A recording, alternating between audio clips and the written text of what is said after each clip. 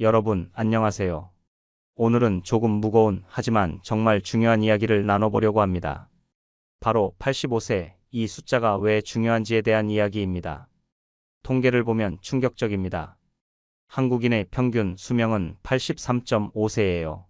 하지만 건강하게 사는 건강수명은 고작 66세입니다. 그 차이가 무려 17년이에요. 17년을 아프고 누워서 남의 도움을 받으며 산다는 겁니다. 85세를 넘기는 사람과 못 넘기는 사람, 그 차이는 대체 어디서 올까요? 제가 아는 두 분의 이야기를 해드릴게요. 첫 번째 분은 78세에 세상을 떠나셨어요. 평생 담배 피우시고 짜게 드시고 운동 안 하시고 병원도 잘 안 가셨죠. 두 번째 분도 비슷한 나이에 가셨는데 이분은 혼자 사시면서 우울증이 심했고 가족들과도 연락을 끊고 지내셨어요. 두 분의 공통점이 뭘까요? 바로 오늘 제가 말씀드릴 치명적인 패턴들을 가지고 계셨다는 겁니다. 오늘 이 영상에서는 85세를 못 넘는 사람들에게서 발견되는 6가지 치명적 공통점을 낱낱이 파헤쳐 보겠습니다. 그리고 반대로 90세, 100세까지 건강하게 사시는 분들은 무엇이 다른지도 함께 알아보겠습니다. 당신은 지금 어디에 속해 있습니까? 마지막까지 함께 해주시면 당신의 수명을 10년 이상 늘릴 수 있는 방법을 발견하실 겁니다. 자, 그럼 시작해볼까요? 첫 번째 치명적 공통점은 바로 잘못된 식습관입니다. 입으로 수명을 깎는 사람들 이야기를 해보겠습니다. 여러분, 우리가 매일 먹는 음식이 우리 수명을 결정합니다. 과장이 아니에요. 실제로 85세를 못 넘기는 분들을 조사해보면 거의 대부분 식습관에 심각한 문제가 있었어요. 첫 번째 치명적 식습관은 짜게 먹기입니다. 한국 사람들 정말 짜게 먹죠? 김치, 찌개, 젓갈, 장아찌. 맛있긴 한데 이게 문제예요. 세계보건기구에서 권장하는 하루 소금 섭취량은 5g입니다. 그런데 한국인 평균은 10g이 넘어요. 2배예요. 소금을 많이 먹으면 어떻게 될까요? 혈압이 올라갑니다. 고혈압은 조용한 살인자라고 불러요. 증상이 없거든요. 그냥 평범하게 살다가 어느 날 갑자기 뇌졸중이 와요. 쓰러지는 거죠. 뇌졸중 환자의 절반은 사망하거나 심각한 후유증을 남깁니다. 반신마비, 언어장애, 인지장애가 생겨요. 제가 아는 한 분은 평생 짜게 드셨어요. 국물은 꼭 다 드셔야 하고 김치는 꼭 국물까지 먹으셔야 했죠. 그러다가 70세에 뇌출혈로 쓰러지셨어요. 다행히 살아나셨지만 왼쪽 팔다리를 못 쓰게 되셨어요.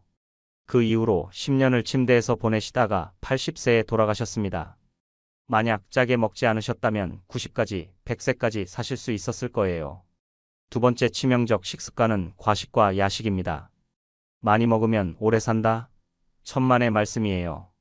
오히려 적게 먹는 사람이 오래 삽니다. 과식하면 혈당이 급격하게 올라가요. 인슐린이 과다하게 분비되고 이게 반복되면 당뇨병이 생깁니다. 당뇨는 정말 무서운 병이에요. 합병증이 문제거든요.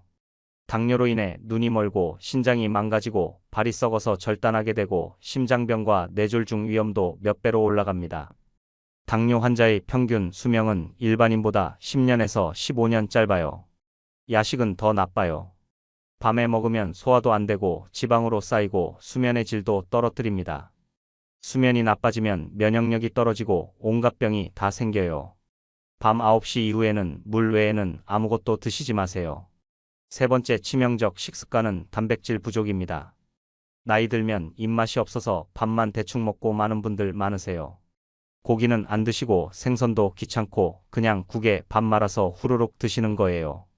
이게 큰 문제예요. 단백질이 부족하면 근육이 빠져요.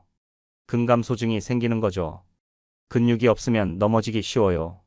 넘어지면 골절돼요. 특히 대퇴골 골절이 생기면 정말 위험합니다. 70대 이상 어르신이 대퇴골 골절되면 1년 내 사망률이 20에서 30%예요. 왜냐하면 누워있으면 폐렴, 욕창, 혈전증이 생기거든요. 단백질은 하루에 체중 1kg당 1g은 드셔야 해요. 60kg이면 60g이에요. 계란 2개, 두부 반모, 생선 한 토막, 고기 작은 접시 하나 정도예요. 매 끼니마다 단백질 반찬을 꼭 드세요. 네 번째 치명적 식습관은 가공식품과 트랜스지방입니다. 라면, 과자, 빵, 햄버거, 치킨 이런 음식들 자주 드시나요? 이런 음식에는 트랜스지방, 포화지방, 당분이 엄청나게 많아요. 혈관을 막고 염증을 일으키고 암을 유발합니다. 특히 가공육은 세계보건기구에서 1급 발암물질로 지정했어요. 햄, 소시지, 베이컨 이런 거 자주 드시면 대장암 위험이 18% 증가합니다. 가끔 드시는 건 괜찮지만 매일 드시면 안 돼요. 다섯 번째 치명적 식습관은 물을 안 마시는 겁니다. 나이 들면 갈증을 잘 못 느껴요. 그래서 물을 안 마시게 되죠. 하지만 물은 정말 중요해요. 혈액의 80%가 물이거든요. 물이 부족하면 혈액이 끈적해져요. 혈전이 생기고 뇌졸중과 심근경색 위험이 올라갑니다. 또 신장도 망가져요. 신장은 노폐물을 걸러내는 기관인데 물이 부족하면 제대로 일을 못해요. 신장이 망가지면 투석을 해야 하는데 일주일에 3번씩 병원에 가서 4시간씩 투석받아야 해요. 삶의 질이 완전히 떨어지죠. 하루에 최소 6잔에서 8잔은 마시세요. 아침에 일어나서 한 잔, 식사 전에 한 잔, 간식 시간에 한 잔, 이렇게 나눠서 드시면 어렵지 않아요. 반대로 90세까지 건강하게 사시는 분들의 식단을 보면 공통점이 있어요. 싱겁게 드시고 적게 드시고 단백질 충분히 드시고 채소 많이 드시고 물 많이 드세요. 정말 간단해요. 복잡한 게 없어요. 오늘부터 바꿀 수 있는 것들이 있어요. 국물 적게 드시고 김치 국물은 버리고 밥은 조금 덜 담고 반찬에 고기나 생선 한 접시 추가하고 물병을 항상 옆에 두세요. 이것만 해도 10년은 더 사실 수 있어요. 다음 식사가 당신의 수명을 결정합니다. 정말이에요.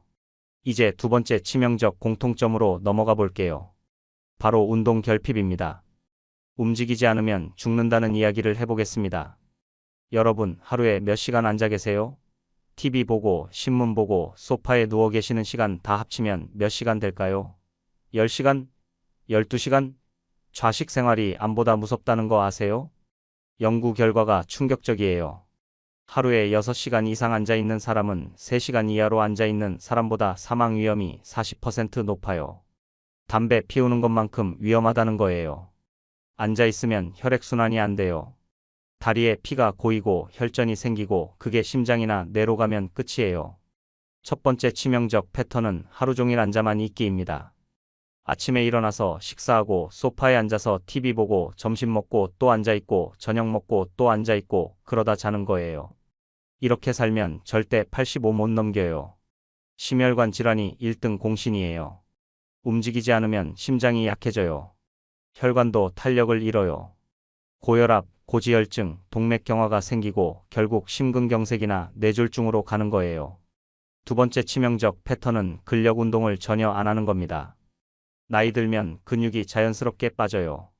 40세 이후부터 매년 1%씩 근육이 감소해요. 70세가 되면 40세 때보다 근육이 30%나 줄어들어요. 근육이 없으면 균형을 못 잡아요. 넘어지기 쉬워지죠. 70세 이상 사망 원인 중에 낙상이 큰 비중을 차지해요. 넘어져서 머리를 다치거나 대퇴골이 부러지거나 그러면 회복이 어려워요. 골다공증까지 있으면 뼈가 쉽게 부러져요. 제 친구 어머니가 그러셨어요. 평생 운동 한 번 안 하시고 집에만 계셨는데 75세에 욕실에서 미끄러지셨어요. 대퇴골이 부러져서 수술했는데 그 이후로 거동이 불편해지셨고 침대에 누워 계시다가 폐렴이 와서 1년 만에 돌아가셨어요. 운동만 했어도 근육이 있었을 거고 넘어져도 안 다쳤을 거예요. 세 번째 치명적 패턴은 나이 들어서 무슨 운동하는 마인드예요. 많은 분들이 이렇게 생각하세요. 이 나이에 운동하면 다쳐. 그냥 쉬는 게 나아. 이거 완전히 잘못된 생각이에요. 나이 들수록 운동이 더 중요해요. 100세까지 사시는 분들 보세요. 다들 움직여요. 산책하고 밭 일하고 체조하고 계속 움직이세요. 몸은 쓸수록 좋아지고 안 쓰면 녹슬어요. 네 번째 치명적 패턴은 과격한 운동으로 무리하는 겁니다. 반대, 극단도 위험해요. 평소에 운동 안 하시다가 갑자기 등산 가거나 골프 치러 가거나 그러면 다쳐요. 무릎, 허리, 어깨 다치고 심하면 심장마비도 와요. 운동은 꾸준히, 적당히 매일 하는 게 중요해요. 한 번에 3시간 하는 것보다 매일 30분 하는 게 100배 좋아요. 그럼 어떤 운동을 해야 할까요? 90세까지 사시는 분들의 공통점은 매일 걷기예요. 하루에 30분 천천히 걷는 거예요. 빠르게 걸을 필요 없어요. 그냥 편안하게 산책하듯이 걸으면 돼요. 걷기는 최고의 운동이에요. 심장 건강에 좋고 혈액순환 좋아지고 혈압 내려가고 혈당 조절되고 뼈도 튼튼해지고 치매 예방에도 도움이 돼요. 게다가 돈도 안 들고 장소도 필요 없고 언제든지 할 수 있어요. 나이별로 맞춤 운동을 알려드릴게요. 50대는 아직 젊으니까 빠르게 걷기, 조깅, 수영, 자전거 타기 다 좋아요. 근력 운동도 하세요. 헬스장 가서 가벼운 웨이트 트레이닝 하시면 좋아요. 60대는 걷기를 기본으로 하고 스쿼트, 팔굽혀펴기 같은 맨몸 운동 추가하세요. 요가나 필라테스로 유연성 기르는 것도 좋아요. 70대는 천천히 걷기, 스트레칭, 균형 운동이 중요해요. 한 발로 서기, 의자에서 일어났다 앉았다 하기, 이런 간단한 운동만 해도 충분해요. 80대 이상은 집안에서 가벼운 체조만 해도 돼요. 팔다리 쭉쭉 펴주고 목 돌리고 어깨 으쓱으쓱하고 이것만 해도 근육 유지되고 혈액순환 돼요. 집에서 할 수 있는 생존 운동 루틴을 알려드릴게요. 아침에 일어나서 스트레칭 5분, 식사 후 집 안팎 걷기 10분, 오후에 의자 스쿼트 10번 3세트, 저녁 식사 후 동네 산책 20분. 이것만 해도 하루에 50분 움직이는 거예요. 충분해요. 실제 연구 결과를 보면 놀라워요. 일주일에 150분 이상 운동하는 사람은 안 하는 사람보다 사망 위험이 30% 낮아요. 그리고 평균 수명이 7년 길어져요. 7년이에요. 하루 30분 걷는 것만으로 7년을 더 사는 거예요. 당신은 오늘 몇 분 움직였습니까? 만약 30분도 안 움직였다면 지금 당장 일어나서 집 안이라도 걸어보세요. 움직여야 삽니다. 정말이에요. 세 번째 치명적 공통점으로 넘어가겠습니다. 바로 병원 기피입니다. 조기 발견을 놓치는 사람들 이야기를 해볼게요. 85세를 못 넘기는 세 번째 이유는 병원을 안 가는 겁니다. 정말 많은 분들이 병원 가는 걸 미루세요. 왜 그럴까요? 괜찮아지겠지, 병원 가면 병 만든다더라, 돈 아깝다, 의사가 뭘 안다고 이런 생각들 때문이에요. 첫 번째 치명적 행동은 건강검진을 미루는 겁니다. 국가에서 2년마다 무료로 건강검진 해주잖아요. 그런데 안 받는 분들이 30%나 돼요. 귀찮아서, 무서워서, 결과 나쁘게 나올까봐 안 가는 거예요. 그런데 암은 조기 발견하면 90% 이상 완치돼요. 1기, 2기 암은 거의 100% 치료가 가능해요. 하지만 3기, 4기로 늦게 발견하면 치료가 어렵고 사망률이 급격하게 올라가요. 실제 사례를 들어드릴게요. 제 이웃 할아버지가 계셨는데 3년 동안 건강검진을 안 받으셨어요. 그러다가 배가 너무 아파서 병원에 갔는데 대장암 3기였어요. 이미 림프절까지 전이됐고 수술하고 항암 치료 받으셨지만 2년 만에 돌아가셨어요. 만약 검진을 받으셨다면 일찍 발견했을 거고 간단하게 치료하고 건강하게 사셨을 거예요.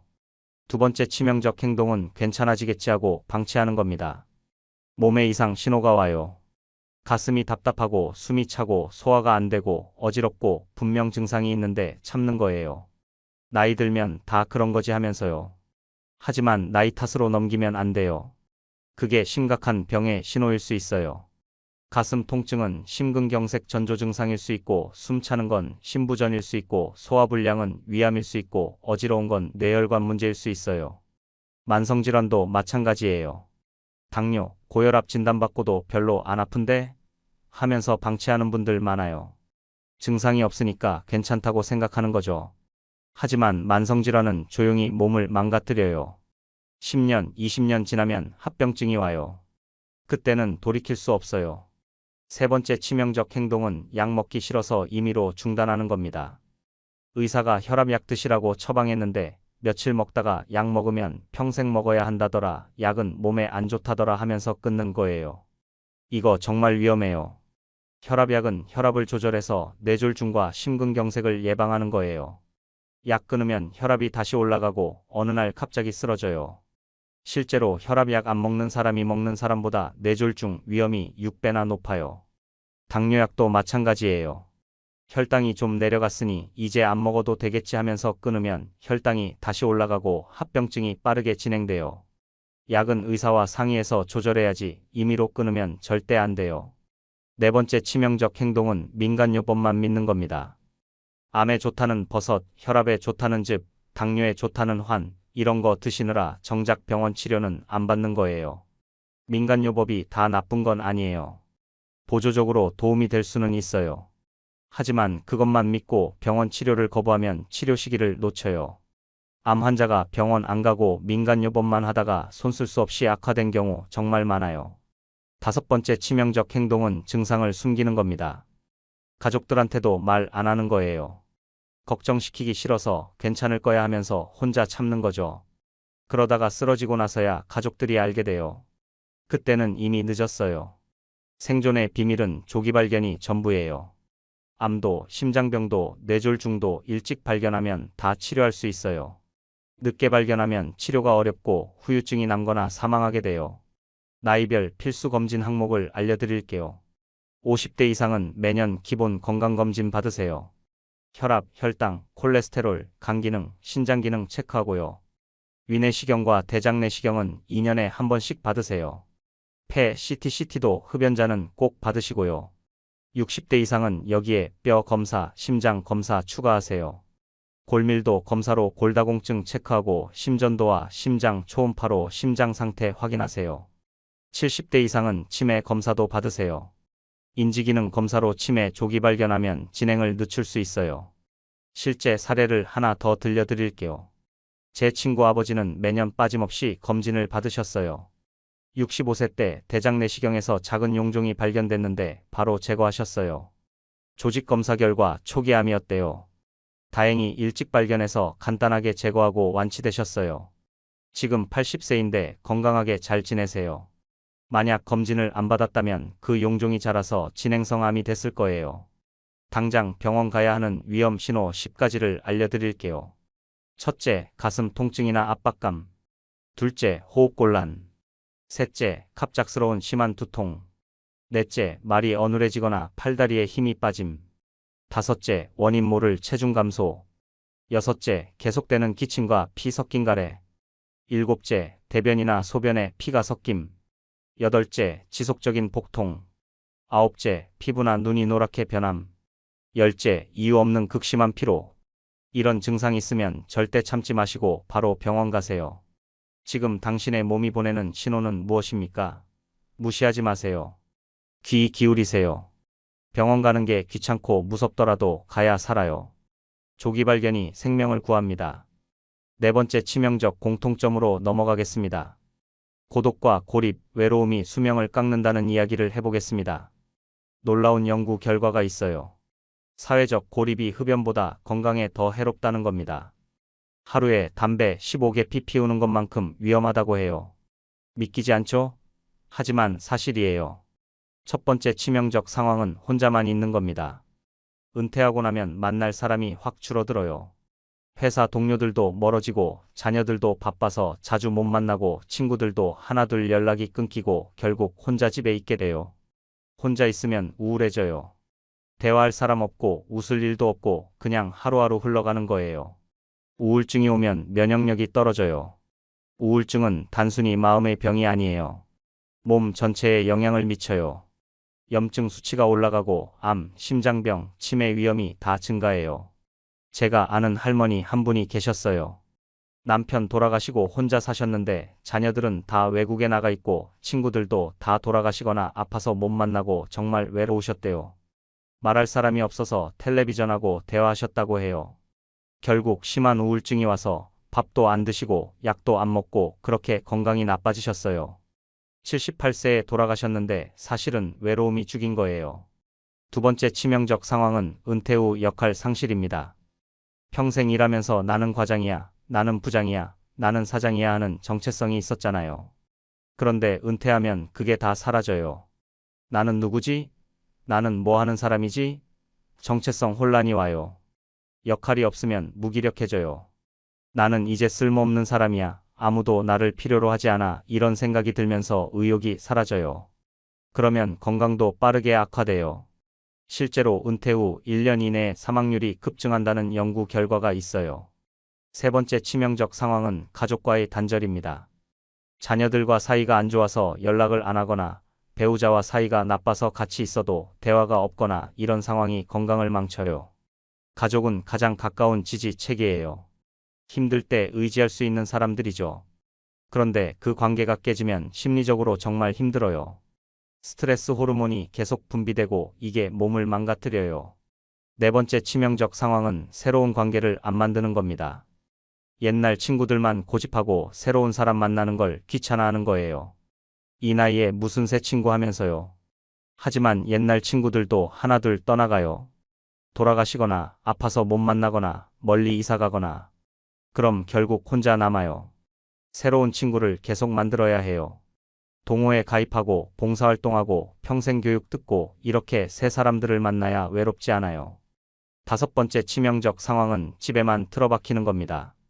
밖에 나가기 귀찮아요. 씻고 옷 갈아입고 나가는 게 다 번거로워요. 그래서 그냥 집에만 있는 거예요. 배달시켜서 먹고 텔레비전 보고 낮잠 자고 이렇게 지내면 사회와 완전히 단절돼요. 백세인들의 공통점을 보면 놀라워요. 거의 다 활발한 사회활동을 하세요. 친구들 자주 만나고 동네 사람들과 수다 떨고 모임 활동하고 봉사활동하고 계속 사람들과 어울려요. 오키나와 백세인들을 연구한 결과가 있어요. 그들은 모아이라는 시스템이 있대요. 5에서 6명이 평생 친구 그룹을 만들어서 정기적으로 만나고 서로 도와주고 정서적으로 지지해주는 거예요. 이게 장수의 비결 중 하나래요. 관계가 수명을 늘리는 과학적 근거도 있어요. 사람과 만나서 대화하고 웃으면 옥시토신이라는 호르몬이 나와요. 이게 스트레스를 줄여주고 혈압을 낮춰주고 면역력을 높여줘요. 또 뇌도 활성화돼요. 대화하면서 생각하고 기억하고 반응하면서 뇌가 운동을 하는 거죠. 그래서 치매 예방에도 좋아요. 오늘부터 시작하는 관계 만들기를 알려드릴게요. 첫째, 전화하세요. 옛날 친구한테, 자녀한테, 형제한테 전화해서 안부 물어보세요. 일주일에 3번만 전화해도 외로움이 줄어들어요. 둘째, 밖에 나가세요. 동네 산책하면서 이웃 만나면 인사하고 가게 가서 주인하고 얘기하고 공원 벤치에 앉아서 옆 사람하고 날씨 얘기하고 이런 작은 소통이 다 관계예요. 셋째, 모임에 가입하세요. 복지관 프로그램, 주민센터 강좌, 동호회, 봉사단체, 뭐든 좋아요. 일주일에 한 번이라도 정기적으로 만나는 모임이 있으면 삶이 달라져요. 넷째, 손주나 아이들과 시간 보내세요. 아이들과 놀아주면 기분이 좋아지고 웃음이 많아지고 활력이 생겨요. 다섯째, 반려동물을 키우는 것도 방법이에요. 개나 고양이를 키우면 말할 대상이 생기고 산책도 나가게 되고 책임감도 생기고 외로움이 많이 줄어들어요. 실제 연구에서 친구가 많은 사람이 평균 7년에서 10년 더 오래 산다고 해요. 그리고 사망 위험이 50%나 낮아진다고 해요. 관계가 약이에요. 사람이 약이에요. 당신에게 진심으로 대화할 사람이 있습니까? 오늘 누구와 대화했나요? 만약 아무도 없다면 지금 당장 전화하세요. 외롭게 살면 일찍 죽어요. 함께 살아야 오래 살아요. 다섯 번째 치명적 공통점으로 넘어가겠습니다. 스트레스와 부정적 마음이 몸을 죽인다는 이야기를 해보겠습니다. 만성 스트레스가 암을 부른다는 거 아세요? 과학적으로 입증됐어요. 스트레스를 받으면 코르티솔이라는 호르몬이 나와요. 이게 단기적으로는 몸을 보호하지만 오랫동안 계속 나오면 면역체계를 파괴해요. 면역세포가 제대로 일을 못하면 암세포를 잡아내지 못해요. 그래서 암이 생기는 거예요. 첫 번째 치명적 심리는 분노와 원망입니다. 저 사람 때문에 내 인생이 망했어. 세상이 불공평해. 왜 나만 이렇게 힘들어. 이런 생각에 사로잡혀 사는 분들 있어요. 과거의 상처를 계속 곱씹으면서 분노하고 누군가를 원망하면서 사는 거예요. 분노는 독이에요. 특히 심장에 독이에요. 분노하면 혈압이 급격하게 올라가고 심장박동이 빨라지고 혈관이 수축돼요. 이게 반복되면 심장병 위험이 3배 이상 증가해요.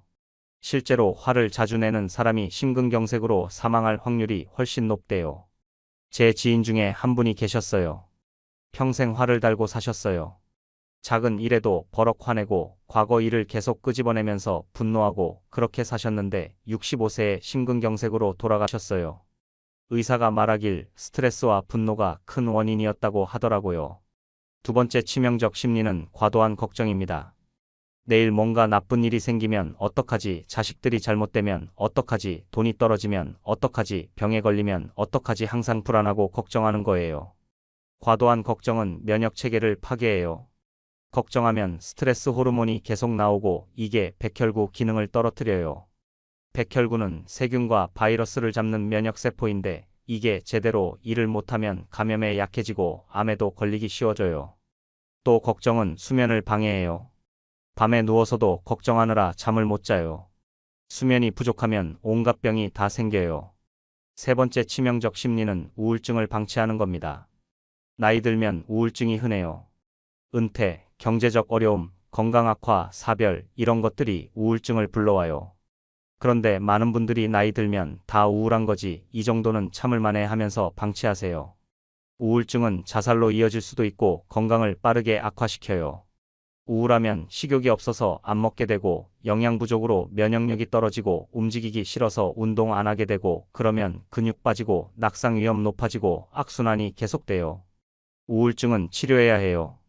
정신건강의학과 가서 상담받고 필요하면 약도 먹어야 해요.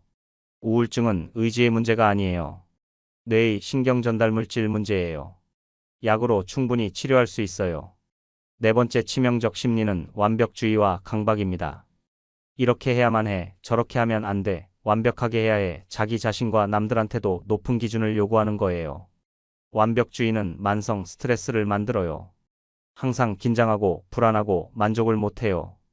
뭘 해도 부족하게 느껴지니까요. 이런 상태가 계속되면 몸이 지쳐요. 소화불량, 두통, 불면증, 고혈압이 다 생겨요. 나이 들면 좀 느슨하게 살아야 해요. 완벽하지 않아도 괜찮아요. 조금 어설퍼도 괜찮아요. 자기 자신한테 관대해지세요. 다섯 번째 치명적 심리는 나는 쓸모없다는 자기 비하예요. 나는 이제 늙어서 아무 쓸모도 없어. 나는 짐이야. 차라리 없는 게 나아, 이런 생각을 하는 거예요. 이런 생각은 정말 위험해요. 자존감이 떨어지면 자기 관리를 안 하게 돼요. 어차피 나는 쓸모없는데 건강 챙겨서 뭐 해 하면서 자포자기하는 거죠. 그러면 건강이 급격하게 나빠져요. 장수하는 사람들의 공통 마인드를 보면 긍정적이에요. 나는 감사해, 나는 행복해, 오늘도 좋은 날이야, 이렇게 생각해요. 작은 것에 감사하고 있는 것에 만족하고 긍정적으로 생각해요. 스트레스 해소법을 알려드릴게요. 첫째, 명상이에요. 하루 10분만 조용히 앉아서 호흡에 집중하세요. 숨을 천천히 들이쉬고 내쉬면서 마음을 비우는 거예요. 명상은 스트레스 호르몬을 줄여주고 혈압을 낮춰주고 마음을 평화롭게 해줘요. 둘째, 취미 생활이에요. 좋아하는 거 하세요. 그림 그리기, 노래 부르기, 악기 연주하기, 뭐든 좋아요. 취미에 몰입하면 스트레스가 사라져요. 셋째, 감사 일기를 쓰세요. 매일 자기 전에 오늘 감사한 일 3가지를 적는 거예요.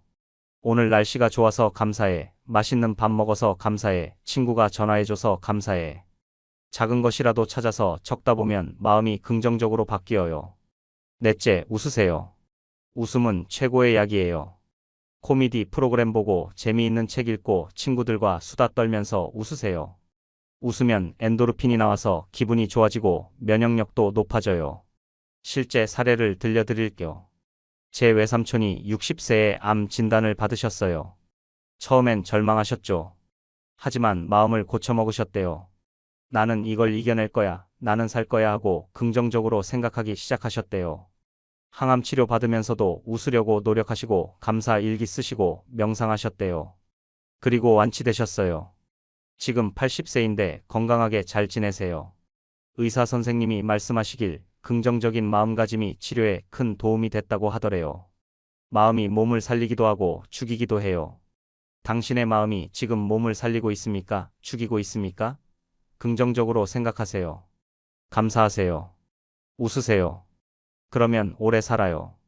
여섯 번째이자 마지막 치명적 공통점입니다. 나쁜 습관의 누적, 작은 독이 쌓여 목숨을 앗아간다는 이야기를 해보겠습니다. 흡연, 여전히 담배 피우시나요? 흡연은 폐암의 1등 공신이에요.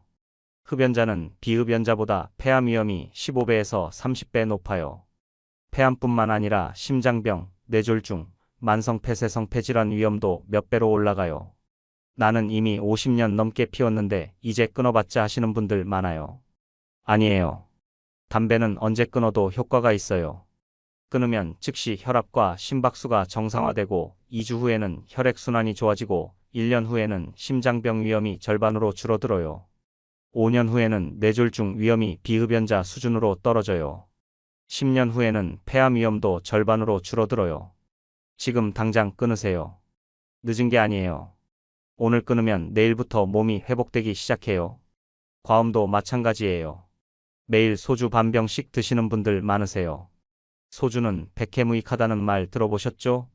정말 그래요. 술은 간을 망가뜨려요. 지방간, 간경화, 간암으로 이어져요. 뇌도 망가뜨려요. 치매 위험이 증가하고 기억력이 떨어져요. 췌장도 망가뜨려요. 췌장염, 췌장암이 생겨요. 세계보건기구에서는 하루 알코올 20g 이하로 권장해요.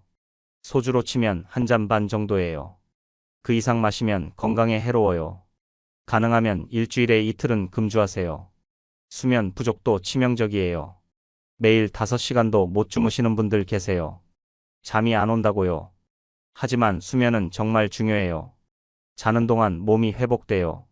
세포가 재생되고 면역세포가 만들어지고 노폐물이 제거돼요. 수면이 부족하면 치매 위험이 증가해요. 뇌에 쌓인 독소가 제대로 제거되지 않아서 그래요. 심혈관 질환 위험도 올라가고 면역력도 떨어지고 당뇨 위험도 증가해요. 하루 최소 6시간, 가능하면 7에서 8시간은 주무셔야 해요. 잠이 안 오면 낮에 햇볕 쬐고 저녁에 가벼운 운동하고 카페인 줄이고 침실을 어둡고 시원하게 유지하세요. 불규칙한 생활도 문제예요. 매일 다른 시간에 일어나고 다른 시간에 자고 식사도 거르고 이렇게 살면 생체 리듬이 깨져요. 생체 리듬이 깨지면 호르몬 분비가 엉망이 되고 면역력이 떨어지고 온갖 병이 생겨요. 규칙적으로 사세요. 매일 같은 시간에 일어나고 같은 시간에 자고 3끼 규칙적으로 드세요. 몸은 규칙을 좋아해요. 종합하면 이래요. 나쁜 습관 하나만 있어도 위험한데 여러 개가 겹치면 치명적이에요. 흡연하면서 과음하고 수면 부족에 운동도 안 하고 짜게 먹고 이렇게 살면 절대 85 못 넘겨요. 지금 당장 끊어야 할 습관 체크리스트를 드릴게요. 흡연하십니까? 매일 소주 반 병 이상 드십니까? 하루 5시간 이하로 주무십니까? 운동 안 하십니까? 짜게 드십니까? 과식하십니까? 건강검진 안 받으십니까? 혼자 고립되어 계십니까? 항상 화내고 걱정하십니까? 당신은 몇 가지나 해당됩니까? 3개 이상이면 위험해요. 5개 이상이면 정말 위험해요. 지금 당장 바꾸세요. 이제 마무리할 시간입니다. 오늘 내용을 정리해 볼게요. 85세를 못 넘는 사람들의 6가지 치명적 공통점을 살펴봤습니다. 첫째, 잘못된 식습관. 짜게 먹고 과식하고 단백질 부족하고 가공식품 많이 먹고 물 안 마시는 것. 둘째, 운동 결핍. 하루 종일 앉아만 있고 근력 운동 안 하고 움직이지 않는 것. 셋째, 병원 기피. 건강검진 안 받고 증상 방치하고 약 안 먹고 조기 발견 놓치는 것. 넷째, 고독과 고립. 혼자만 있고 사회와 단절되고 관계를 만들지 않는 것. 다섯째, 스트레스와 부정적 마음. 분노하고 걱정하고 우울증 방치하고 부정적으로 생각하는 것. 여섯째, 나쁜 습관의 누적. 흡연, 과음, 수면 부족, 불규칙한 생활. 반대로 85세를 넘어 90, 100세까지 사는 사람들의 특징은 뭘까요? 싱겁게 먹고 적게 먹고 단백질 충분히 먹고 매일 30분 걷고 정기검진 받고 사람들과 어울리고 긍정적으로 생각하고 나쁜 습관 없이 규칙적으로 살아요. 간단하죠? 생존 체크리스트 오늘부터 실천할 것들을 말씀드릴게요. 첫째, 소금 줄이세요. 국물 적게 드시고 김치 국물 버리세요. 둘째, 매일 30분 걸으세요. 천천히 산책하듯이 걸으면 돼요. 셋째, 건강검진 예약하세요. 미뤄왔다면 오늘 당장 전화하세요. 넷째, 사람 만나세요. 친구한테 전화하고 모임 가입하고 밖에 나가세요. 다섯째, 긍정적으로 생각하세요. 감사 일기 쓰고 웃으려고 노력하세요. 여섯째, 나쁜 습관 끊으세요. 담배, 술, 지금 당장 줄이세요. 아직 늦지 않았습니다. 지금 시작하면 됩니다. 60세든 70세든 지금부터 바꾸면 10년, 20년 더 사실 수 있어요. 나이는 핑계가 아니에요. 의지의 문제예요. 나는 90까지 건강하게 살겠습니다. 이렇게 다짐하세요. 그리고 오늘부터 실천하세요. 한 번에 다 바꿀 필요 없어요. 하나씩 천천히 바꿔나가세요. 소금부터 줄이고 다음 주부터 걷기 시작하고 다음 달에 건강검진 받고 이렇게 차근차근 해나가세요. 여러분, 85세는 목표가 아니에요. 통과점이에요. 90, 100세가 목표예요. 충분히 가능해요. 오늘 이 영상을 본 여러분은 이미 첫걸음을 뗀 겁니다. 관심을 가진 거니까요. 이제 행동만 남았어요. 다음 영상에서는 90세까지 건강하게 사는 사람들의 비밀 습관에 대해 더 자세히 알아보겠습니다. 오늘 내용이 도움이 되셨다면 좋아요 버튼 눌러주시고 구독과 알림 설정도 부탁드려요. 주변 분들과 꼭 공유해주세요. 함께 건강하게 오래 삽시다. 댓글로 여러분의 다짐도 남겨주세요. 나는 이렇게 바꾸겠습니다 하고 선언하시면 실천할 확률이 높아져요. 긴 시간 함께 해주셔서 정말 감사합니다. 여러분의 건강하고 행복한 장수를 진심으로 기원합니다. 85세는 가볍게 넘기시고 90, 100세까지 건강하게 사세요. 다음 영상에서 또 만나요. 건강하세요. 안녕히 계세요. 새벽 5시 30분. 아직 해가 뜨기 전 어둠 속에서 갑자기 구급차 사이렌 소리가 들렸습니다. 우리 동네 4, 5층 아파트였어요. 70대 중반 되신 분이 화장실에서 쓰러지셨다고 했습니다. 그 집 옆에 사시는 분이 제게 말씀하셨어요. 요즘 아침마다 구급차 소리가 들린다고요. 대부분 새벽이나 이른 아침 시간이래요. 왜 하필 아침일까요? 우연일까요? 아닙니다. 통계를 보면 놀라운 사실을 발견할 수 있습니다. 뇌혈관이 막히거나 터지는 사고의 60%가 아침 시간대에 발생합니다. 특히 오전 6시부터 10시 사이에 집중되어 있어요. 더 충격적인 건 이겁니다. 그중 절반 이상이 화장실에서 일어납니다. 침실에서 화장실로 가는 짧은 거리, 불과 몇 미터 사이에서 인생이 바뀌는 겁니다. 하지만 오늘 여러분께 희망적인 소식을 전해드리려 합니다. 살아남은 사람들, 아니 더 정확히 말하면 애초에 이런 위험을 피한 사람들에게는 공통점이 있었습니다. 그들은 특별한 약을 먹은 것도 아니고 비싼 치료를 받은 것도 아니었습니다. 단지 아침에 눈 뜨고 나서 하는 행동의 순서를 조금 바꿨을 뿐이었어요. 여러분, 지금부터 제가 들려드릴 이야기는 여러분의 아침을, 그리고 인생을 완전히 바꿀 수 있습니다. 과장이 아닙니다. 실제로 많은 분들이 이 방법으로 건강을 되찾으셨어요. 저는 20년 넘게 병원에서 뇌혈관 질환 환자들을 만나왔습니다. 수많은 분들이 쓰러져서 응급실로 실려오는 것을 봤어요. 그때마다 안타까웠습니다. 조금만 일찍 알았더라면, 조금만 일찍 준비했더라면 막을 수 있었을 텐데 하고요. 오늘 이 시간 끝까지 함께 해주신다면 여러분은 그 비밀을 알게 되실 겁니다. 그리고 내일 아침부터 당장 실천하실 수 있어요. 준비되셨나요? 그럼 시작해 보겠습니다. 먼저 이것부터 이해하셔야 합니다. 우리가 잠들어 있는 8시간 동안 우리 몸에서 무슨 일이 벌어지는지 말이죠. 상상해 보세요. 저녁 10시에 주무시러 누우셨습니다. 그 순간부터 다음날 아침 6시까지 무려 8시간 동안 물 한 방울 드시지 못합니다. 당연한 이야기죠? 잠들어 계시니까요. 그런데 이 8시간 동안 우리 몸에서는 계속 수분이 빠져나갑니다. 호흡할 때마다 입과 코로 수증기가 나가요. 피부를 통해서도 조금씩 증발합니다. 밤새 화장실도 한두 번 가시잖아요? 그렇게 수분이 계속 빠져나가는데 보충은 안 되니까 어떻게 될까요? 우리 피가 점점 걸쭉해집니다. 묽은 된장찌개가 시간이 지나면서 점점 되직해지는 것처럼요. 의학 용어로는 혈액의 점도가 높아진다고 표현합니다. 쉽게 말하면 피가 끈적끈적해진다는 뜻이에요. 새벽 5시쯤 되면 피의 끈적함이 평소보다 20%나 더 높아져 있습니다. 끈적한 피는 어떻게 될까요? 혈관을 따라 흐르기가 힘들어집니다. 특히 가는 혈관일수록 더 힘들어요. 뇌로 가는 혈관은 머리카락보다 가는 것도 많습니다. 그런 좁은 통로를 끈적한 피가 지나가려니 얼마나 힘들겠어요. 게다가 밤사이 우리 몸의 지방 성분들이 혈관벽에 달라붙습니다. 콜레스테롤, 중성지방 같은 것들이요. 마치 오래된 수도관 안쪽에 녹과때가 끼는 것처럼 말이죠. 이게 매일 밤 조금씩 쌓입니다. 한 번에 많이 쌓이는 게 아니에요. 아주 조금씩 눈에 보이지 않을 만큼 천천히 쌓여요. 그래서 모르고 지나가는 겁니다. 첫날 밤에는 머리카락 굵기만큼 쌓입니다. 둘째 날 밤에도 그만큼 더 쌓이고요. 일주일, 한 달, 1년. 이렇게 시간이 흐르면 혈관이 점점 좁아집니다. 처음에는 아주 가는 실핏줄 하나가 막힙니다. 너무 작아서 증상이 전혀 없어요. 본인도 모릅니다. 그냥 평범한 하루를 보내죠. 하지만 그 순간 이미 시작된 겁니다. 다음 주에는 또 다른 가는 혈관이 막힙니다.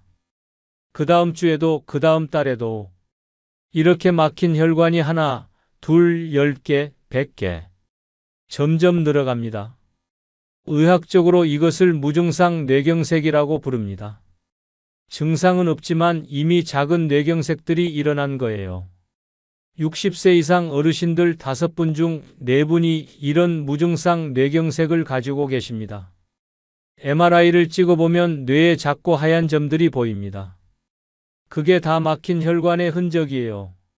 뇌 조직이 죽은 자리들입니다. 너무 작아서 기능에는 큰 영향이 없지만 이게 쌓이면 문제가 됩니다. 그런데 진짜 위험은 아침에 시작됩니다. 밤새 끈적해진 피, 좁아진 혈관. 이 상태로 아침을 맞이합니다. 그리고 대부분의 분들이 이렇게 하십니다. 알람 소리가 들리자마자 벌떡 일어나세요. 그 순간 무슨 일이 벌어질까요? 혈압이 급격하게 올라갑니다. 누워있다가 갑자기 일어서면 중력 때문에 피가 아래로 쏠려요. 뇌로 가는 피가 줄어들죠. 우리 몸은 이걸 막으려고 심장을 세게 뛰게 만듭니다. 그래서 혈압이 확 올라가는 겁니다. 평소보다 30에서 40 정도 더 올라가요. 120이던 혈압이 160으로 뛰는 거죠. 높아진 혈압, 끈적한 피, 좁아진 혈관. 이 세 가지가 동시에 만나면 어떻게 될까요?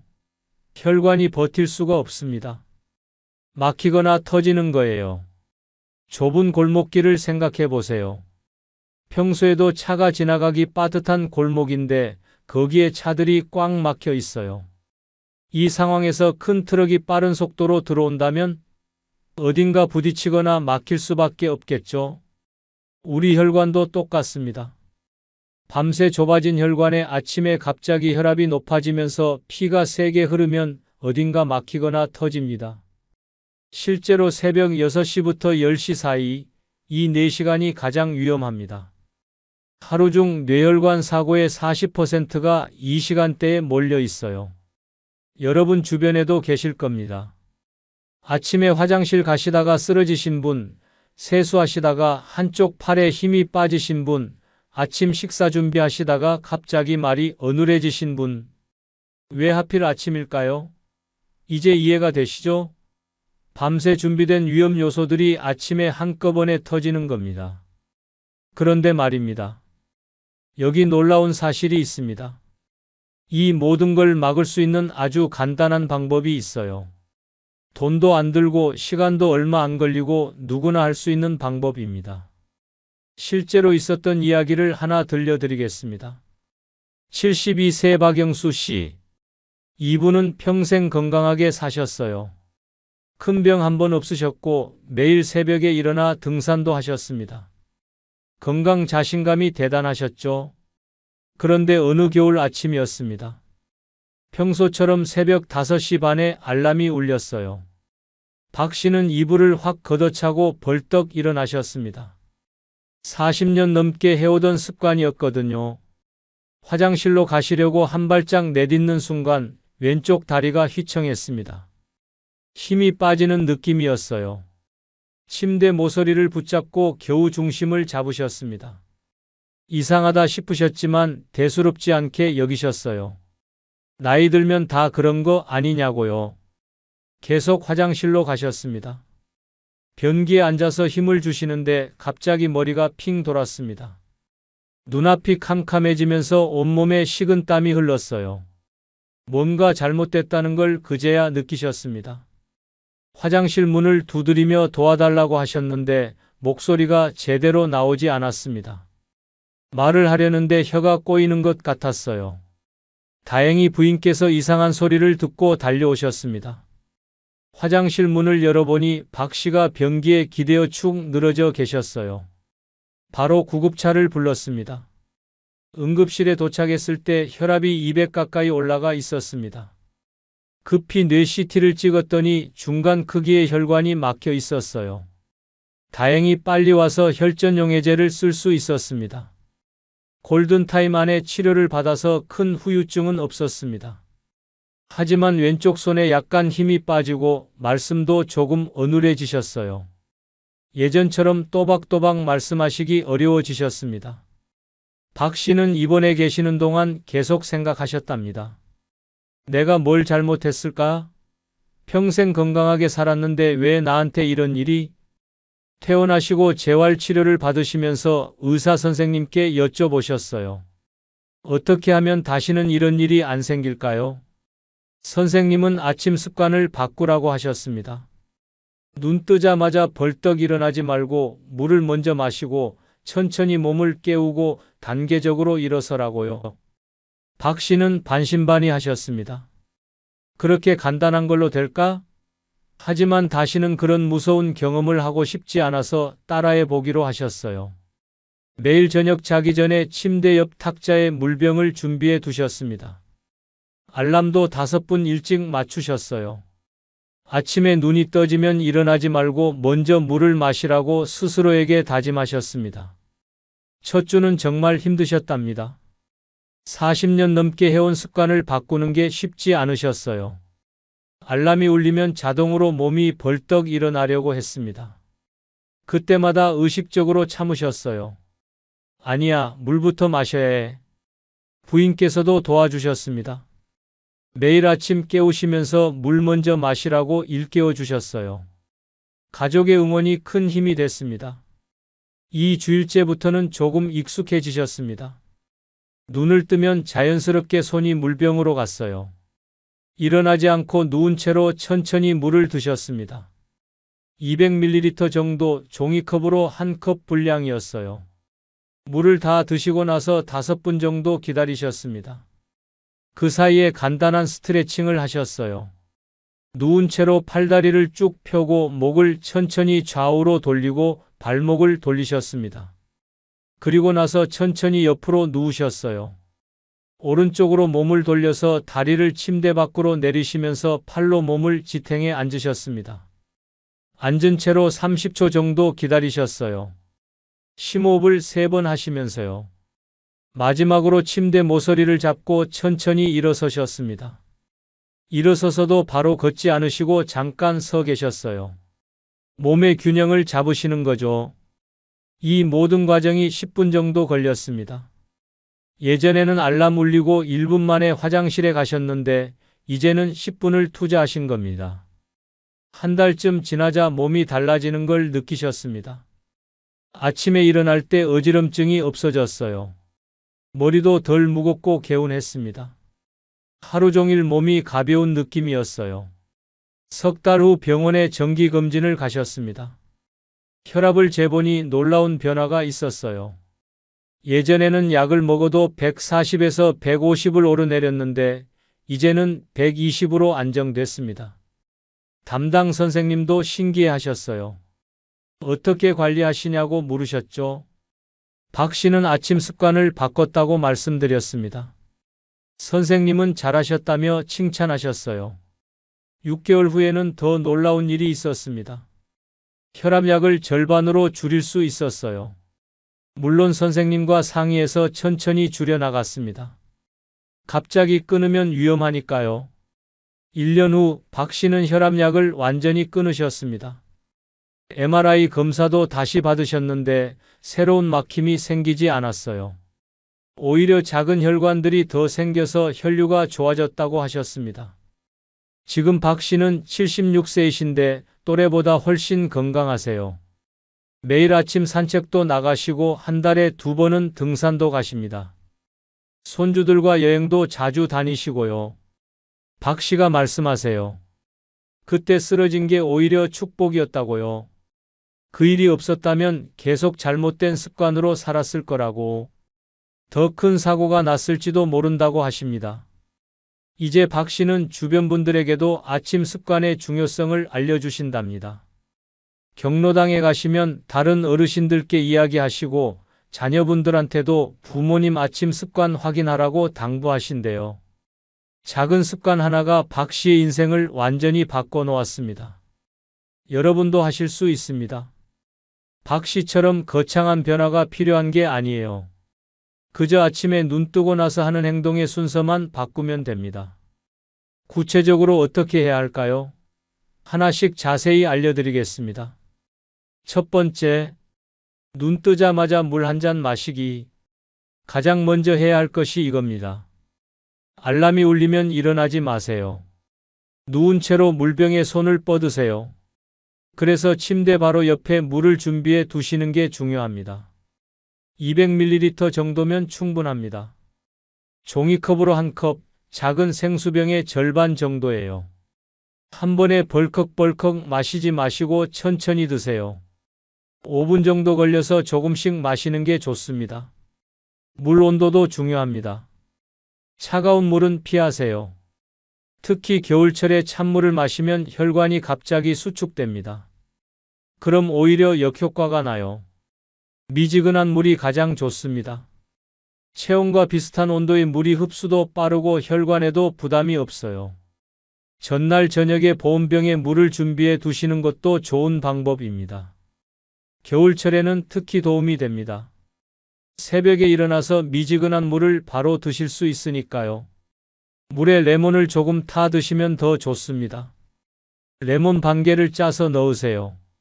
레몬에는 비타민C가 풍부해서 혈관벽을 튼튼하게 만들어줍니다. 혈관에 쌓인 찌꺼기를 분해하는 효과도 있고요. 여기에 꿀 한 숟가락을 더하면 금상첨화입니다. 꿀은 천연 에너지원이에요. 밤새 굶은 몸에 부드럽게 에너지를 공급해 줍니다. 혈당도 급격하게 오르지 않고 천천히 안정적으로 올라가요.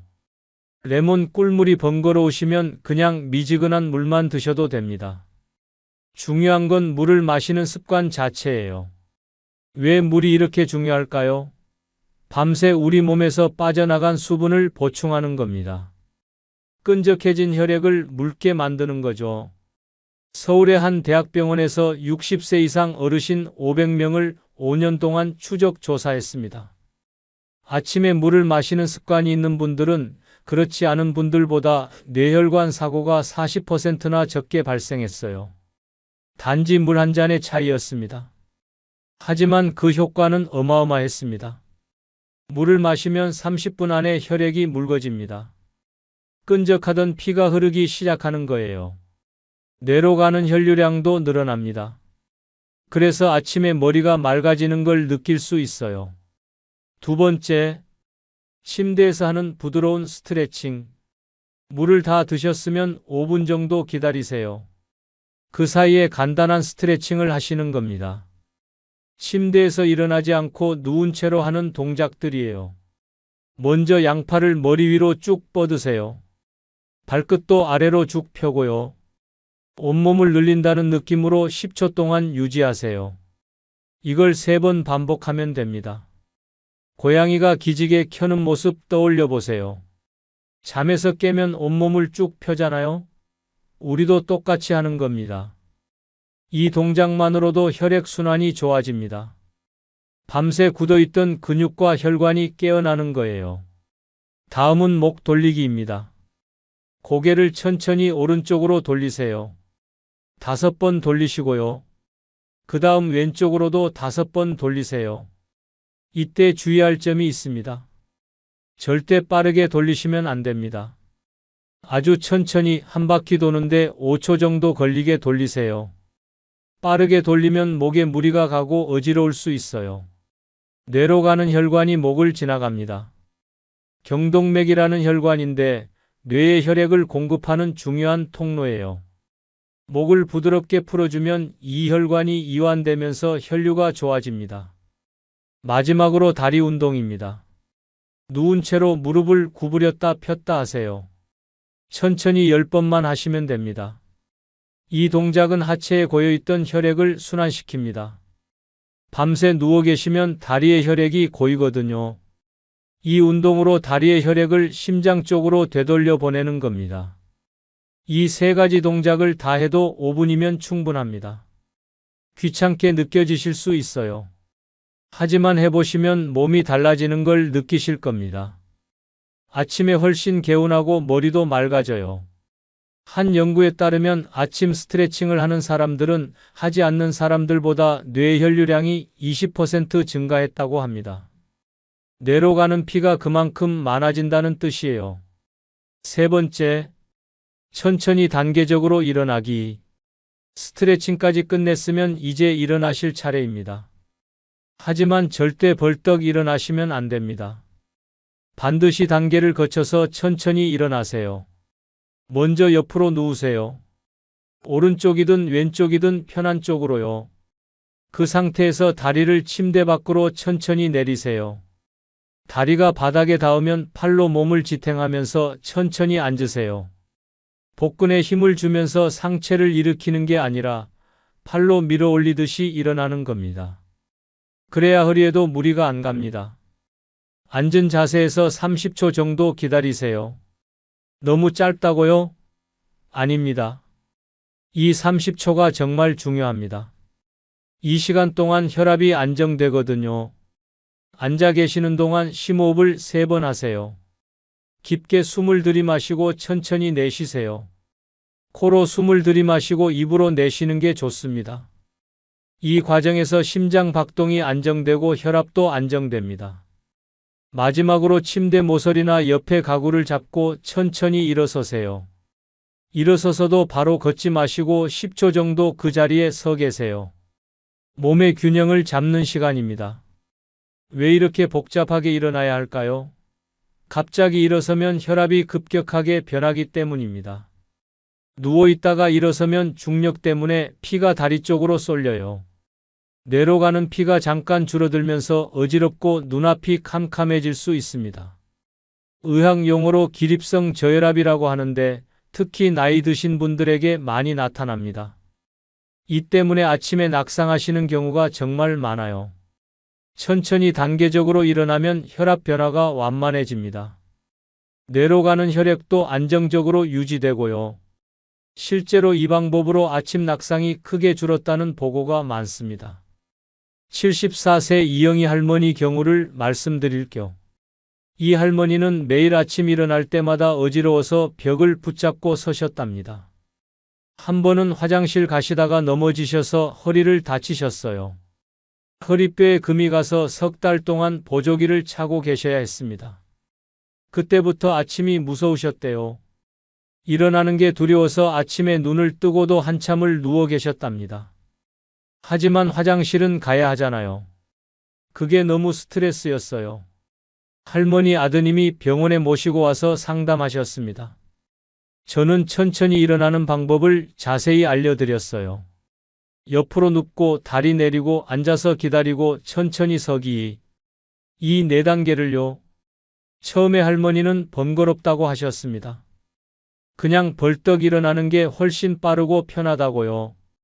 하지만 아드님이 매일 아침 전화해서 확인하셨어요.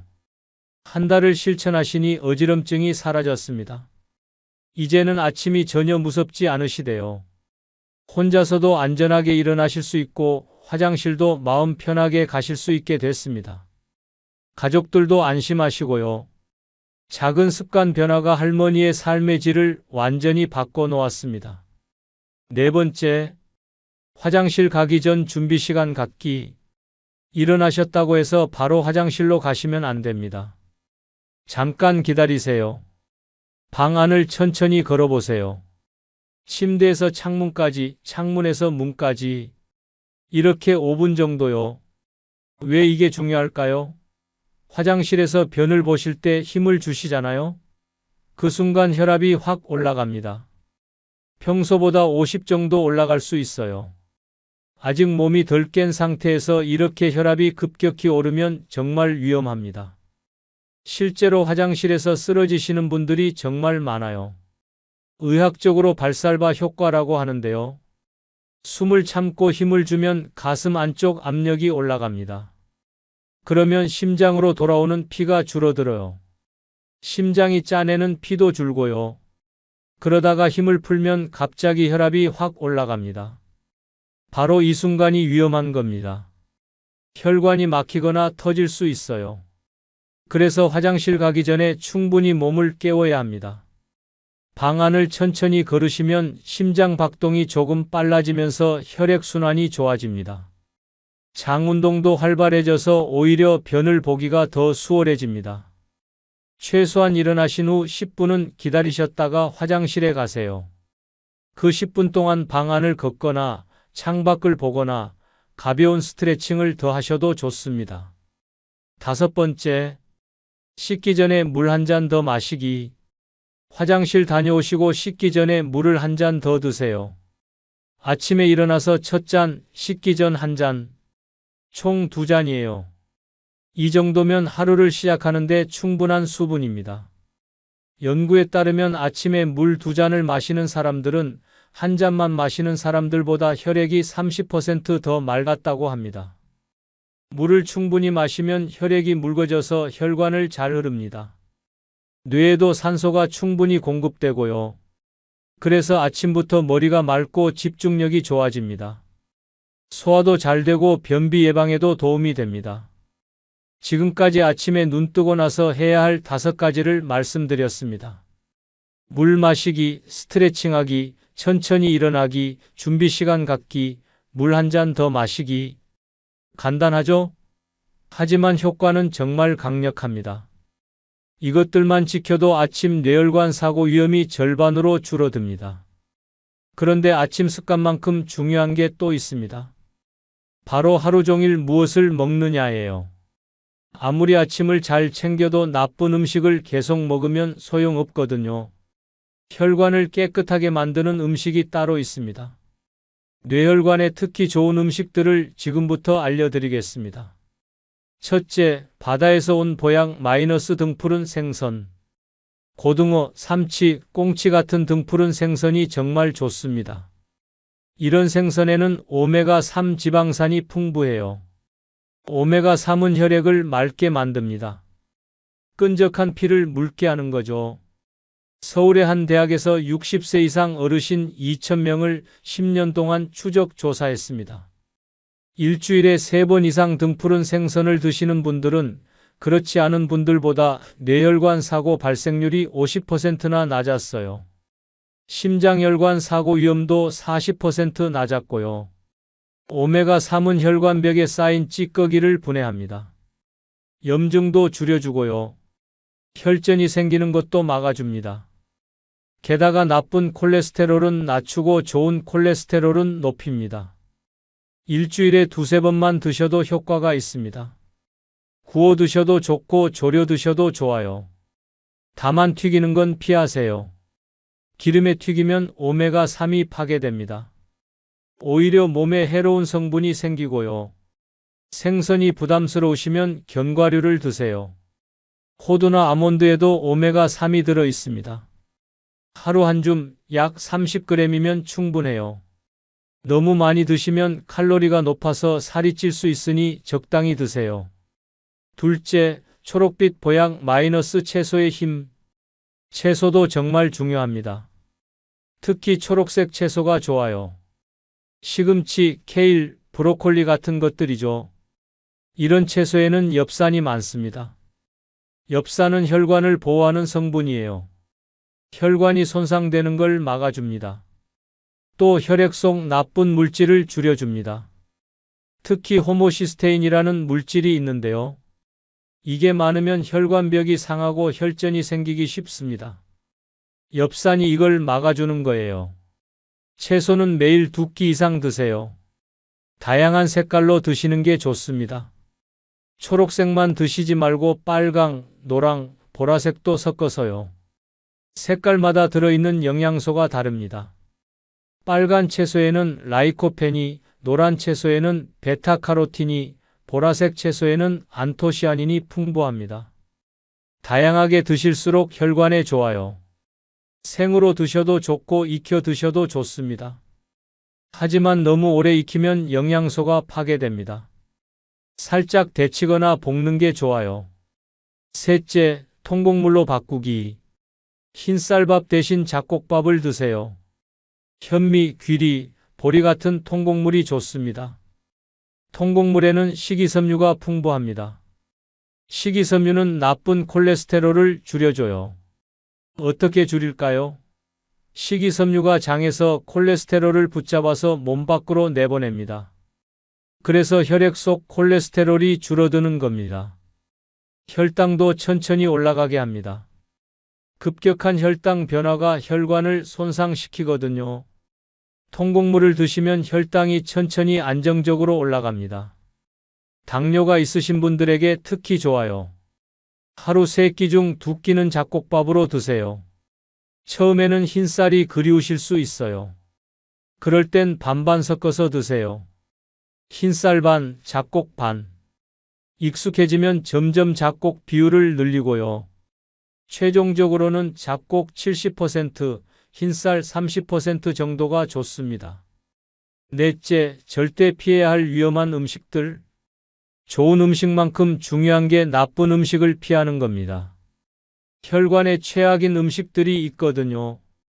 가공육은 정말 조심하셔야 합니다. 햄, 소시지, 베이컨 같은 거요. 이런 음식에 나트륨이 정말 많아요. 한 조각에 하루 권장량의 절반이 들어 있습니다. 나트륨은 혈압을 올립니다. 높은 혈압이 혈관을 손상시키죠. 튀김 음식도 위험합니다.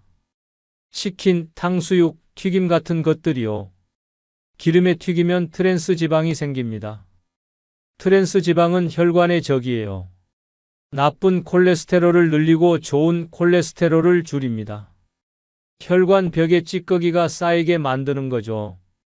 단 음식도 조심하세요. 케이크, 사탕, 탄산음료 같은 거요. 설탕이 많이 들어간 음식은 혈당을 급격히 올립니다.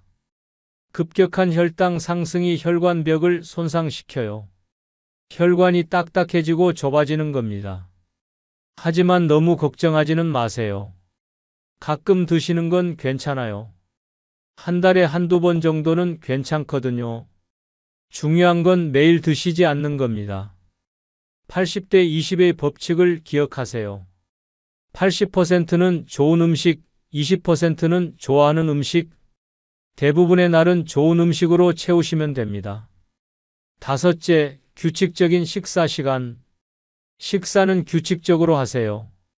매일 같은 시간에 드시는 게 좋습니다. 우리 몸은 리듬을 좋아해요. 규칙적이면 몸이 적응합니다. 혈압도 혈당도 안정되고요. 아침은 7시에서 8시 사이, 점심은 12시에서 1시 사이, 저녁은 6시에서 7시 사이가 좋습니다. 매일 이 시간을 지키려고 노력하세요. 저녁은 특히 일찍 드세요. 잠자기 3시간 전에는 드셔야 해요. 늦게 드시면 혈당이 높은 채로 주무시게 됩니다. 밤새 높은 혈당이 혈관을 손상시켜요. 게다가 소화도 안 되고 숙면도 방해받습니다. 70세 김철수 할아버지 이야기를 들려드릴게요. 할아버지는 10년 넘게 고혈압과 당뇨를 앓고 계셨습니다. 매일 약을 드셨지만 혈압이 잘 조절되지 않았어요. 150에서 160을 오르내렸거든요. 자주 어지럽고 손발이 저렸습니다. 특히 아침에 일어나면 머리가 무겁고 목이 뻐근했어요. 병원에 오셔서 상담했더니 식습관에 문제가 많았습니다. 아침은 거르시고 점심은 대충 드시고 저녁만 잔뜩 드셨어요. 게다가 저녁을 9시나 10시에 드셨습니다. 잠자기 1시간 전에 배불리 드시는 거예요. 식단도 문제였습니다. 고기를 좋아하셔서 매일 삼겹살이나 갈비를 드셨어요. 채소는 거의 안 드셨고요. 과일도 안 드시고 탄산음료를 자주 드셨습니다. 저는 할아버지께 식습관을 완전히 바꾸라고 했습니다. 아침을 꼭 드시고 매일 같은 시간에 드시고 등푸른 생선과 채소를 많이 드시고 저녁은 일찍 드시라고요. 처음에는 힘들어 하셨습니다. 평생 해오던 습관을 바꾸는 게 쉽지 않으셨거든요. 하지만 며느리와 아드님이 도와주셨어요. 매일 식단을 챙겨주시고 식사 시간을 함께 지켜주셨습니다. 한 달쯤 지나자 몸이 달라지는 걸 느끼셨습니다. 아침에 일어나면 머리가 덜 무겁고 어지럼증도 줄었어요. 석 달 후 병원에 오셨을 때 깜짝 놀랐습니다. 혈압이 150에서 130으로 떨어졌어요. 약은 그대로인데 혈압이 낮아진 거예요. 혈당도 안정됐고요. 6개월 후에는 약을 줄일 수 있었습니다. 1년 후에는 혈압약을 절반으로 줄였어요. 물론 의사와 상의해서 천천히 줄여나갔습니다. 지금 할아버지는 73세이신데 또래보다 훨씬 건강하세요. 매일 산책도 나가시고 손주들과 여행도 다니십니다. 식습관 하나 바꿨을 뿐인데 인생이 달라진 거예요. 여섯째, 매일 걷는 습관. 운동도 빼놓을 수 없습니다. 특히 걷기가 최고예요. 하루 30분만 걸어도 뇌혈관 사고 위험이 40% 줄어듭니다. 격렬한 운동은 필요 없습니다. 편하게 걸으시면 됩니다. 언제 걸으시면 좋을까요? 아침 식사 후 30분, 저녁 식사 후 30분. 하루 2번이면 충분해요. 빠르게 걸으실 필요 없습니다. 대화할 수 있을 정도의 속도면 됩니다. 옆 사람과 이야기 나누면서 걸을 수 있는 속도요. 걷기는 최고의 운동입니다. 특히 뇌혈관에 좋아요. 걸으면 심장이 펌프질을 합니다. 혈액이 온몸을 돌죠. 뇌로 가는 혈류도 좋아집니다. 매일 걸으면 새로운 혈관이 생기기도 합니다.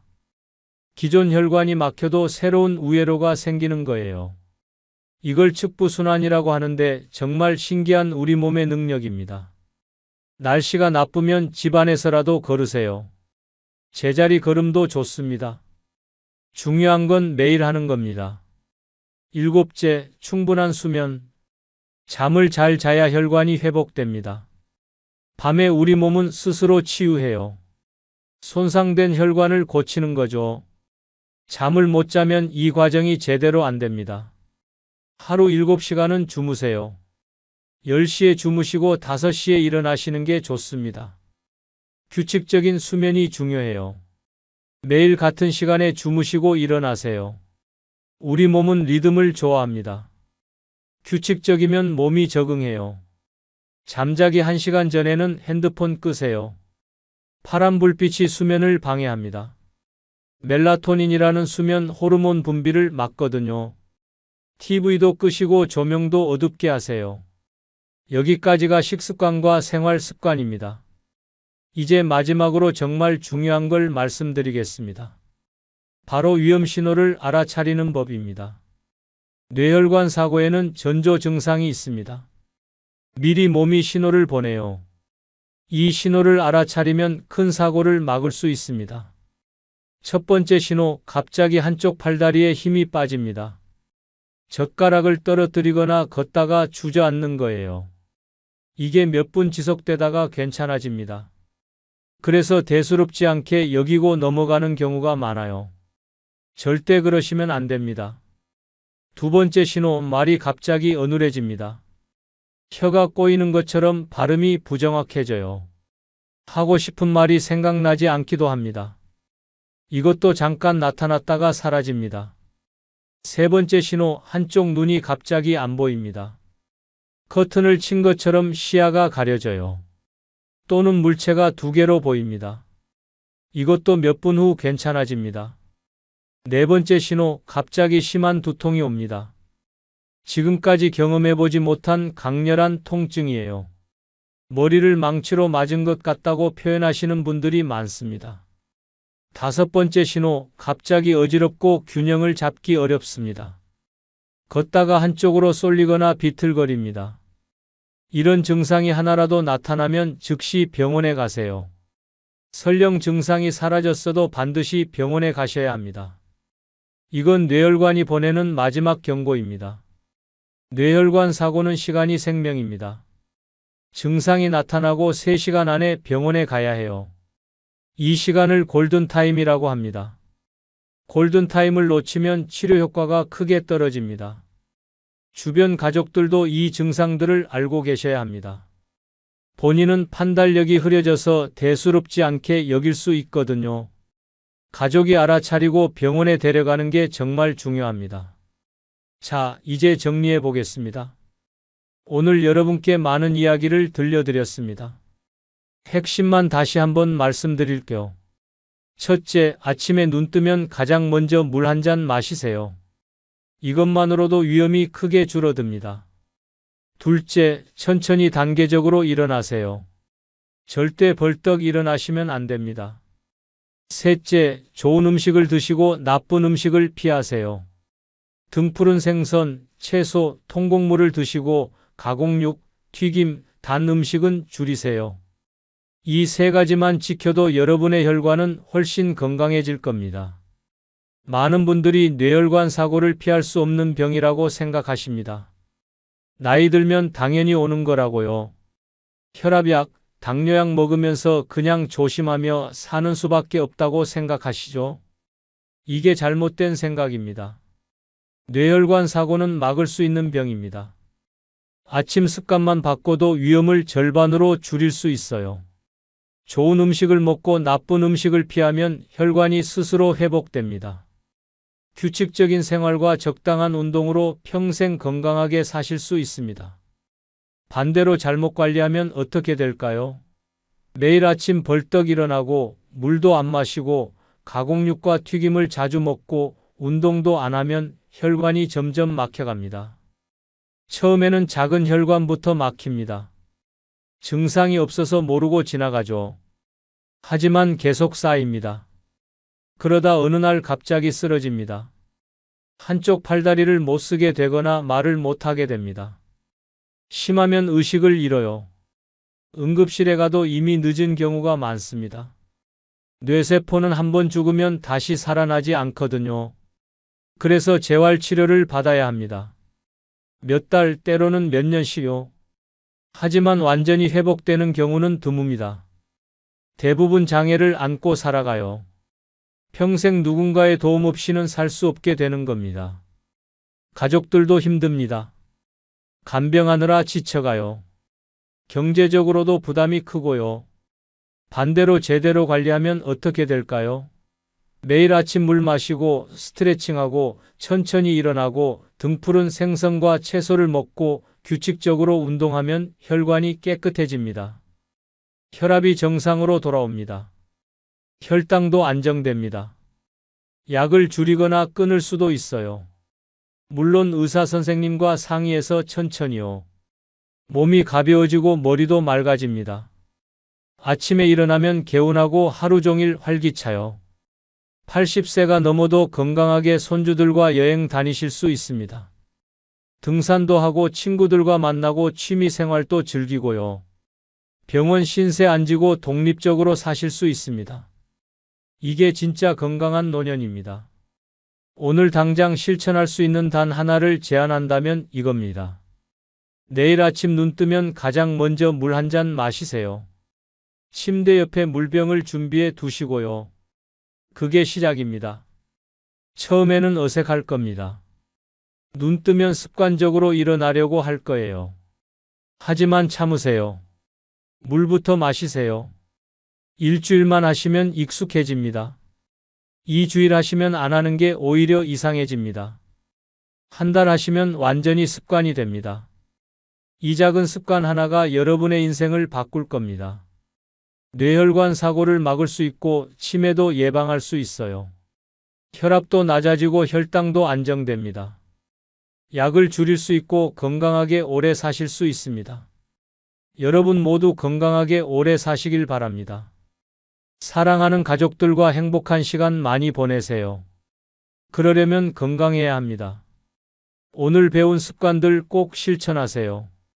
내일 아침부터 시작하세요. 미루지 마세요. 오늘이 가장 빠른 날입니다. 이 정보가 도움이 되셨나요? 주변에 꼭 필요한 분들께 이 내용을 알려주세요. 한 사람이라도 더 알았으면 좋겠습니다. 생명을 살리는 정보니까요. 여러분 부모님께, 형제자매께, 친구분들께 꼭 전해주세요. 구독과 좋아요, 알림 설정도 해두시면 건강 정보를 빠짐없이 받아보실 수 있습니다. 앞으로도 여러분의 건강을 지키는 정보를 계속 전해드리겠습니다. 마지막으로 여러분께 질문 하나 드릴게요. 내일 아침 눈 뜨면 가장 먼저 뭘 하실 건가요? 댓글로 약속해 주세요. 물 한 잔 마시겠다고요. 여러분의 다짐이 여러분을 지킬 겁니다. 약속하세요. 꼭 지키세요. 건강한 하루 보내세요. 감사합니다. 여러분, 안녕하세요. 오늘 제가 들려드릴 이야기는 조금 특별합니다. 이 이야기를 끝까지 들으시면 여러분 인생에서 정말 중요한 무언가를 발견하시게 될 거예요. 그리고 어쩌면 오늘 밤 잠자리에 들기 전에 한 사람의 얼굴이 떠오를지도 모릅니다. 자, 이야기를 시작하기 전에 하나 여쭤볼게요. 여러분은 혹시 이런 생각 해보신 적 있으세요? 왜 나는 열심히 사는데 운이 따라주지 않을까? 왜 똑같이 노력하는데 어떤 사람은 성공하고 나는 제자리 걸음일까? 제 이웃에 한 분이 계셨습니다. 이름은 김 사장님이라고 부르겠습니다. 이분은 정말 성실한 분이셨어요. 새벽 5시면 어김없이 가게 문을 여셨고 밤 11시가 넘어서야 셔터를 내리셨죠. 30년 넘게 한결같이 장사를 하셨습니다. 그런데 이상한 일이었습니다. 옆 가게들은 하나둘 커져가는데 김 사장님 가게는 언제나 그 자리였어요. 심지어 몇 년 전부터는 손님이 점점 줄어들기 시작했습니다. 왜 그랬을까요? 저는 오랫동안 그 이유를 몰랐습니다. 김 사장님은 게으르지도 않았고 불친절하지도 않았거든요. 그런데 어느 날 우연히 그 비밀을 알게 되었습니다. 한 손님이 제게 이렇게 말씀하시더군요. 김 사장님 좋은 분인데 약속은 잘 안 지켜요. 이번 주에 물건 들어온다고 해놓고 한 달이 지나도록 연락이 없어요. 한두 번이 아니에요. 그 말을 들은 순간 저는 깨달았습니다. 김 사장님이 잃어버린 건 운이 아니었습니다. 신뢰였습니다. 여러분, 운이라는 건 참 신기합니다. 눈에 보이지도 않고 손에 잡히지도 않지만 분명히 존재합니다. 그리고 그 운이라는 건 사실 사람과 사람 사이에서 흐릅니다. 마치 공기처럼요. 좋은 공기 속에 있으면 숨쉬기가 편하고 탁한 공기 속에 있으면 숨이 막히는 것처럼 우리 주변에 어떤 사람들이 있느냐에 따라 우리 인생의 흐름이 완전히 달라집니다. 오늘 제가 여러분께 들려드릴 이야기는 바로 이겁니다. 여러분의 운을 여러분도 모르는 사이에 조금씩 빼앗아가는 사람들이 있습니다. 5종류의 사람들이요. 이 사람들은 겉으로 봐서는 잘 모릅니다. 친절해 보일 수도 있고 능력 있어 보일 수도 있어요. 하지만 시간이 지나면 여러분은 알게 됩니다. 내 곁에 이런 사람이 있었구나. 그래서 내 인생이 이렇게 흘러왔구나. 저는 오늘 이 5종류의 사람들에 대해 아주 자세히 말씀드리려고 합니다. 그리고 각각의 이야기마다 실제로 제가 보고 겪은 일들을 함께 나눠드릴 겁니다. 이 이야기들은 어쩌면 여러분의 이야기일 수도 있습니다. 아니면 여러분 주변 누군가의 이야기일 수도 있고요. 자, 그럼 지금부터 시작해 볼까요? 첫 번째 이야기입니다. 혹시 여러분 통장에 돈이 쌓이는 걸 상상해 보신 적 있으세요? 매일 조금씩 1,000원씩이라도 넣으면 1년이면 36만 5천 원이 됩니다. 작은 돈이지만 쌓이면 큰 돈이 되죠. 그런데 신뢰라는 건 그것보다 더 중요한 통장입니다. 눈에 보이지 않는 통장이에요. 우리가 누군가와 약속을 지킬 때마다 그 보이지 않는 통장에 돈이 쌓입니다. 반대로 약속을 어길 때마다 그 통장에서 돈이 빠져나갑니다. 그런데 문제는 이 통장은 마이너스가 되면 파산한다는 겁니다. 그리고 한번 파산하면 다시 통장을 만들기가 정말 어렵습니다. 제가 아는 분 중에 박 부장님이라는 분이 계셨습니다. 이분은 정말 똑똑하셨어요. 명문대를 나오셨고 일도 빠르고 정확하게 처리하셨습니다. 회사에서도 인정받는 분이셨죠. 그런데 이분에게 딱 한 가지 문제가 있었습니다. 작은 약속을 자주 어기셨어요. 다음 주까지 보고서 드릴게요 하고는 2주가 지나도록 아무 말이 없었습니다. 점심때 전화 드릴게요 하고는 저녁이 되어서야 연락이 왔어요. 처음에는 다들 이해했습니다. 바쁘시겠거니, 깜빡하셨겠거니. 그런데 이게 한두 번이 아니었습니다. 1년쯤 지났을까요? 회사에서 중요한 프로젝트 리더를 뽑는데 박 부장님은 후보에조차 오르지 못했습니다. 능력으로 보면 당연히 뽑혀야 할 분이었는데 말이죠. 왜 그랬을까요? 나중에 인사팀 직원한테 들은 이야기인데요. 임원들이 이렇게 말했답니다. 박 부장, 일은 잘하는데 약속을 못 믿겠어. 큰 프로젝트를 맡기기엔 불안해. 여러분, 이게 바로 신뢰라는 통장이 파산한 순간입니다. 아무리 능력이 뛰어나도 아무리 학벌이 좋아도 신뢰라는 통장이 비어 있으면 기회는 오지 않습니다. 그렇다면 반대의 경우도 있을까요? 네, 있습니다. 제가 아는 또 다른 분 이야기를 해드릴게요. 이분은 학력도 그리 높지 않았고 말솜씨도 특별하지 않았습니다. 그런데 이분에게는 한 가지 특별한 점이 있었어요. 약속을 반드시 지키는 분이었습니다. 어느 겨울이었습니다. 굉장히 추운 날이었어요. 눈도 많이 내렸고요. 그날 이분은 거래처에 물건을 배송하기로 약속했습니다. 그런데 차가 고장이 났어요. 보통 사람 같으면 전화해서 죄송한데 오늘은 어렵습니다. 내일 드릴게요 하고 말았을 겁니다. 날씨도 안 좋고 차도 고장 났으니 충분히 이해받을 수 있는 상황이었죠. 그런데 이분은 달랐습니다. 대중교통을 타고 물건을 직접 들고 갔습니다. 2시간이 넘게 걸렸대요. 땀을 뻘뻘 흘리며 도착한 이분을 보고 거래처 사장님이 깜짝 놀랐습니다. 아니, 이렇게까지 하실 필요 없는데요. 내일 와도 괜찮았어요. 그러자 이분이 이렇게 대답했답니다. 약속은 약속이니까요. 제가 오늘 드린다고 했으니까요. 그 한마디가, 그 한 번의 행동이 무엇을 만들었을까요? 그 거래처는 지금까지도 15년째 이분과 거래하고 있습니다. 그리고 그 거래처 사장님이 다른 사람들에게 이분을 소개해줘서 지금은 거래처가 10군데가 넘습니다. 여러분, 이게 바로 신뢰가 만든 기적입니다. 신뢰라는 통장에 꾸준히 저축한 사람에게는 언젠가 큰 이자가 돌아옵니다. 그런데 말이죠. 신뢰를 잃은 사람들에게는 공통점이 있습니다. 그들은 항상 변명부터 합니다. 제가 바빠서요. 깜빡했어요. 다음에는 꼭 지킬게요. 그런데 다음에도 그 다음에도 똑같습니다. 왜 그럴까요? 그들은 약속의 무게를 모릅니다. 약속을 그냥 말로만 생각해요. 그런데 약속은 말이 아닙니다. 약속은 계약입니다. 나와 상대방 사이에 보이지 않는 계약이에요. 제가 어렸을 때 할아버지가 해주신 말씀이 있습니다. 약속은 빚이다. 빚은 반드시 갚아야 한다. 어린 마음에는 무슨 뜻인지 잘 몰랐어요. 그런데 나이가 들면서 이 말씀이 정말 깊은 뜻을 담고 있다는 걸 알게 되었습니다. 우리가 누군가에게 약속하는 순간 우리는 그 사람에게 빚을 진 겁니다. 시간의 빚, 기대의 빚, 신뢰의 빚을요. 그 빚을 갚지 않으면 우리의 신용은 떨어집니다.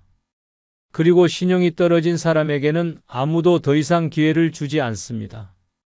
자, 그럼 여기서 여러분께 질문 하나 드릴게요. 여러분은 지난 한 달 동안 누군가와 한 약속을 모두 지키셨나요? 혹시 나중에 연락할게, 다음에 밥 한번 먹자 이런 말 가볍게 하고 잊어버린 적은 없으신가요? 저도 솔직히 고백하자면 젊었을 때는 그런 적이 많았습니다. 별 생각 없이 그래, 다음에 보자 하고는 까맣게 잊어버렸죠. 그런데 어느 날 한 친구가 제게 이렇게 말했습니다. 너 있잖아, 맨날 다음에 보자고 하는데 언제 다음이야? 솔직히 믿음이 안 가. 그 말이 가슴에 꽂혔습니다. 아, 내가 그동안 얼마나 많은 신뢰를 잃어버렸을까? 그날 이후로 저는 습관을 바꿨습니다. 함부로 약속하지 않기로요. 그리고 약속을 했으면 반드시 지키기로요. 처음에는 어색했습니다. 말을 꺼내기 전에 한 번 더 생각해야 했으니까요. 그런데 시간이 지나면서 신기한 일이 벌어졌습니다. 사람들이 저를 대하는 태도가 달라졌어요. 제 말에 귀를 기울이기 시작했고 중요한 일을 맡기기 시작했습니다. 왜 그랬을까요? 신뢰 통장에 잔고가 쌓였기 때문입니다. 여러분, 신뢰라는 건 하루아침에 만들어지지 않습니다. 작은 약속을 지키고 또 지키고 계속 지키다 보면 어느새 쌓이는 겁니다. 마치 물방울이 모여서 바다를 이루듯이요. 그런데 반대로 신뢰는 한순간에 무너질 수 있습니다. 10년 동안 쌓은 신뢰도 한 번의 배신으로 다 무너집니다. 그게 바로 신뢰의 무서움이자 신뢰의 가치입니다. 제가 아는 어떤 회사 사장님은 직원 면접을 볼 때 이렇게 물어본답니다.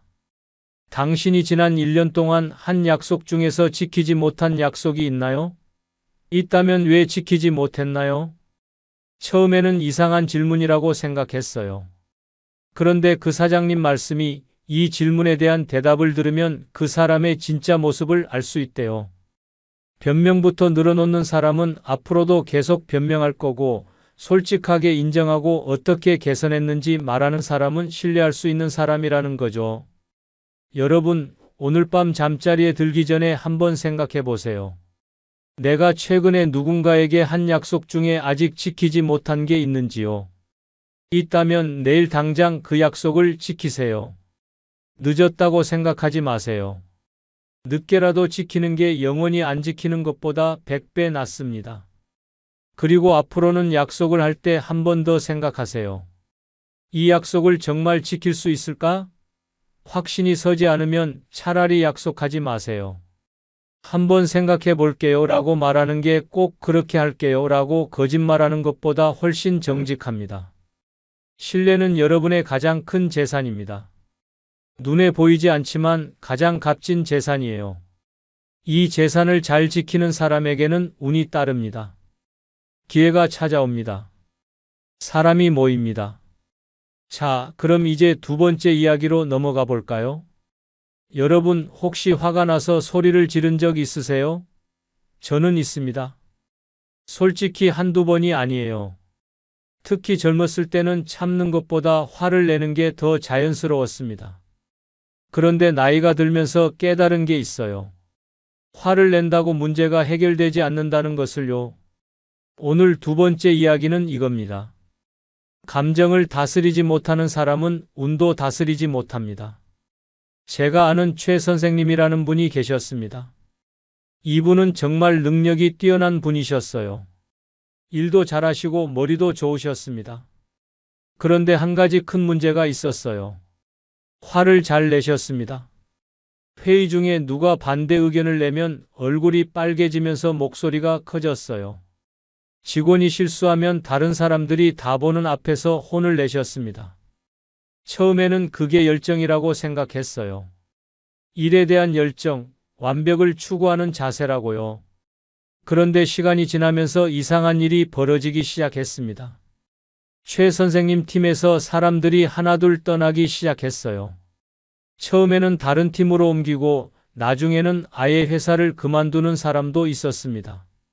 왜 그랬을까요? 나중에 그만둔 한 직원이 제게 조용히 말했습니다. 너무 힘들었어요. 매일매일 언제 화를 낼지 몰라서 출근하는 게 공포였어요. 실수할까봐 너무 조심스러워서 오히려 실수가 더 많이 나오더라고요. 여러분, 이게 바로 감정이 만든 악순환입니다. 화를 내면 사람들이 위축됩니다. 위축되면 실수가 늘어납니다. 실수가 늘면 더 화를 내게 됩니다. 그리고 결국 모두가 떠나갑니다. 최 선생님은 결국 혼자 남았습니다. 능력은 뛰어났지만 함께 일할 사람이 아무도 없었어요. 회사에서도 더 이상 중요한 프로젝트를 맡기지 않았습니다. 아무리 능력이 좋아도 팀을 이끌 수 없다면 의미가 없으니까요. 그 모습을 보면서 저는 깨달았습니다.